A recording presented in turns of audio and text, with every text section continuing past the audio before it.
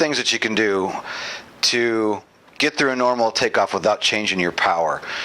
One method of taking off, this isn't an absolute, this is what we do here, and I do this all year round, whether it's summertime, whether performance is good, performance is bad.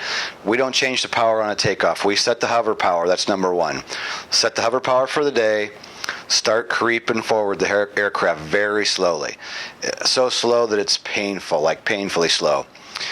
Keep that slow speed and keep just building it until you get to ETL. So step number two is once you get to ETL, push through that ETL to keep the aircraft low to the ground, continue your takeoff, and then once you get to around 30, you're going to be above ETL. Number three, adjust your cyclic to get your climb speed. And in most helicopters, you can do your entire takeoff and never change that power. And the beauty of that is you get your airspeed for a climb, get your altitude that you want, get over a clear area, then change your power, whether you need to lower the power, add the power. And the reason that is, they tell us that if you're going to have an engine failure, if the engine's kind of on the verge, it's probably going to happen during a power change. It's not most likely going to happen when the power is just at one setting. It's not an absolute, but it's what they tell us. That's the way it works. If it's going to quit, it's probably going to quit when you're changing that power. So that's a good procedure for doing takeoffs. You know, a lot of guys like to pull the max power and stick that nose in the ground and take off like, you know, a madman, and that's okay. I mean, you can take off like that. A lot of guys do that aggressive takeoff.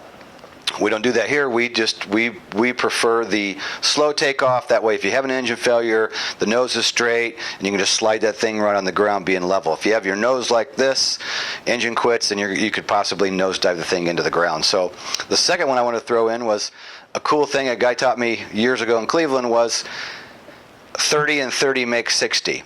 If you're having a good performance day in an Enstrom, and again, this isn't every Enstrom out there, we've had our problems in the past where we didn't always make the power we needed, but right now in our Enstrom, if you hold 30 pounds of manifold pressure and you do that slow takeoff, that slow summertime takeoff, wait until you get going, and if you push through ETL and right about 30, you start your climb, you can then adjust your cyclic to make 60, and it's a proven fact as far as I've seen. I've done it, and it's really cool when it works. 30 inches, hold that till you get through ETL until you get 30, then adjust your cyclic accordingly, and 30 and 30 will give you 60, which is pretty neat when it works out, and it's a good method to use. So hopefully you like this. Please click the like button or the share button. Don't be afraid to leave comments with feedback, and we will see you on Day 25. Thanks for stopping by. See you later.